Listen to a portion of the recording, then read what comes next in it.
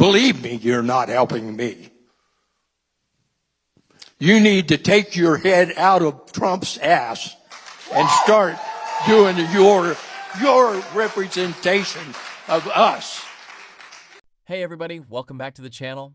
Every now and then a town hall produces a moment that cuts through all the political talking points. Not because someone delivers a perfect speech, but because you can hear years of frustration spilling out in real time. That's what you're about to watch. This isn't a cable news panel. This isn't a politician arguing with another politician. This is a constituent standing face to face with the person elected to represent him, explaining why he believes Washington has stopped listening. What makes this exchange interesting isn't simply the anger, it's where that anger is coming from. The man speaking isn't focused on headlines or partisan slogans. He's talking about the rising cost of living, the pressures facing farmers, healthcare expenses, and what he sees as a government that isn't addressing the problems affecting his community. Congressman Mark Alford responds by defending his record, discussing agricultural support programs, and acknowledging some of the challenges farmers face. But as you'll see, that answer doesn't satisfy his constituent, and the conversation quickly becomes about something much larger than farm policy. Whether you agree with either side or not, this exchange captures a broader frustration that has been surfacing across the country.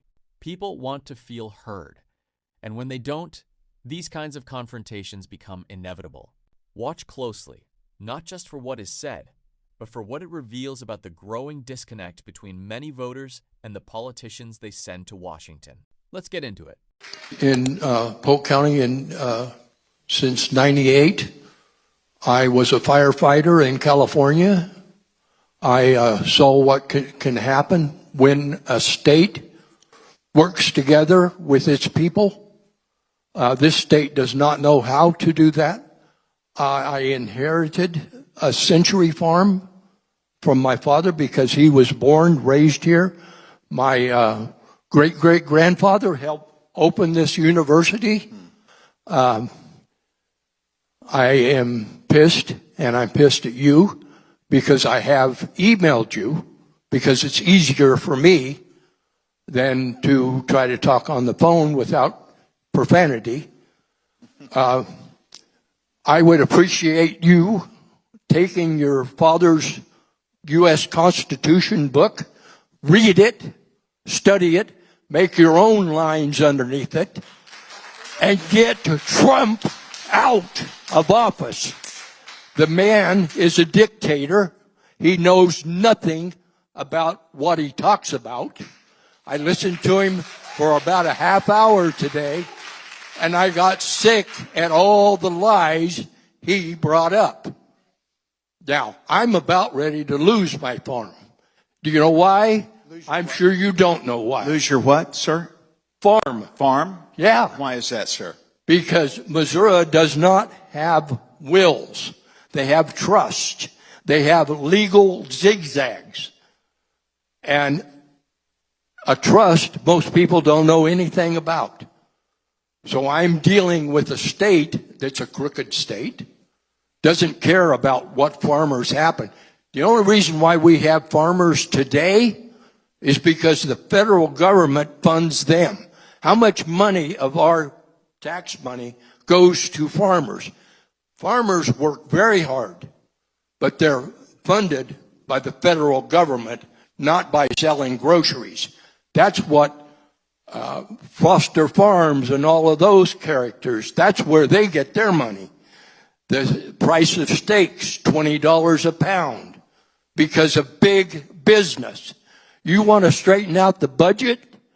Start taxing corporations and the wealthy, like we've been telling you. Do you think we're idiots?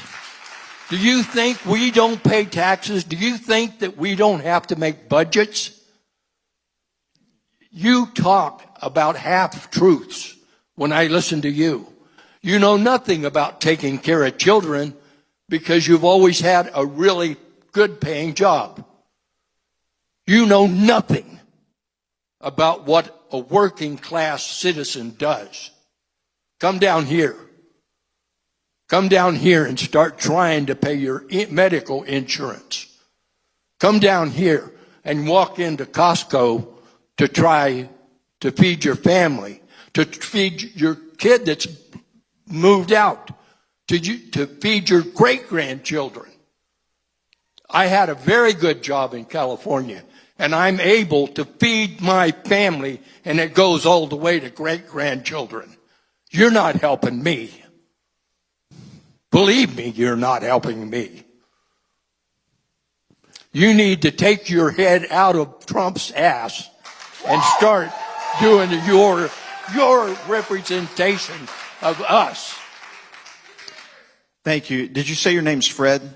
Yeah. Fred, thank you so much, and I appreciate your passion, your love for our country, and we'll be glad to work with you. I really want to have an open line of communications.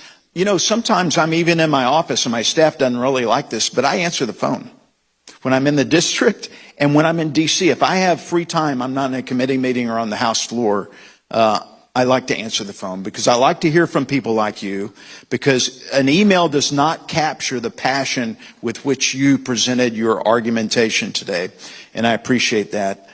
You're right, our farmers have not had a great deal. I do believe that the so-called subsidies or the safety nets that farmers receive are imperative to their survival.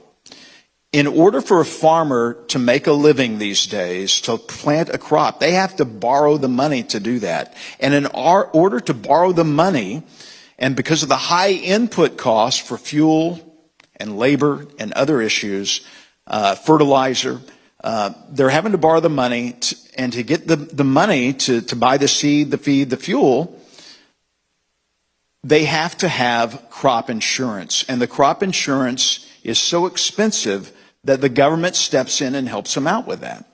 I think that is a worthy investment to make sure that we can eat as Americans and that we can help feed the world. And I will stand by that. And that's why we had these programs expanded in the so-called One Big Beautiful Bill, H.R. 1, and I will stand by that. You were talking about state issues. We have two state legislators here. Maybe they'd be willing to talk with you after that, after tonight. I'm not an expert on taxes, but especially that sounded like a state issue from what you were speaking of. So Brad or Chris would be willing, I think, to talk with you tonight. Did that answer your questions? Are you going to take your nose out of this thing? Okay. Look, let's have a show of hands here tonight. This ought to be fun. How many of you voted for Joe Biden? Okay. How many of you voted for Donald J. Trump? Okay. Probably a little more Biden than Trump, and that's fine. I voted for Trump. I'm not the best of friends with Trump. I've met him maybe 5 or 6 times. He's a totally different person in person than you would see on television. He's almost 80 years old. If you think I'm going to change Donald J. Trump, I have got. Say that again. Quit letting him get by with unconstitutional items such as arming. What stands out most about this exchange isn't the shouting. It's that neither side is really having the same conversation. Fred is talking about the pressures he says are affecting his daily life, keeping a family farm, paying for health care, and the rising cost of living. Congressman Mark Alford responds by explaining existing farm support programs and acknowledging that agriculture faces real economic challenges. Those are related topics, but they don't fully answer the concerns Fred is raising. That's why the frustration never really subsides. Town halls are supposed to be one of the few places where elected officials hear directly from the people they represent. They can also become emotional because they bring together very different experiences and expectations. When constituents feel their concerns aren't being addressed, those meetings often become a reflection of broader public dissatisfaction rather than a discussion of one specific policy. The larger takeaway isn't about one exchange in Missouri, it's about trust. When voters believe the political system is no longer responding to their concerns, frustration builds regardless of party affiliation. Rebuilding that trust requires more than campaign speeches. It requires convincing people that their representatives are listening and acting on the issues they care about. That's why moments like this spread so widely online. They capture something many people recognize: the gap between what elected officials say they're doing and what some constituents feel in their everyday lives. So, what do you think? Did Congressman Alford adequately address the concerns raised at this town hall? Or did this exchange highlight a deeper disconnect between voters and their representatives? Let me know your thoughts in the comments below. If you enjoyed this breakdown, don't forget to like the video, subscribe to the channel, and I'll see you in the next one.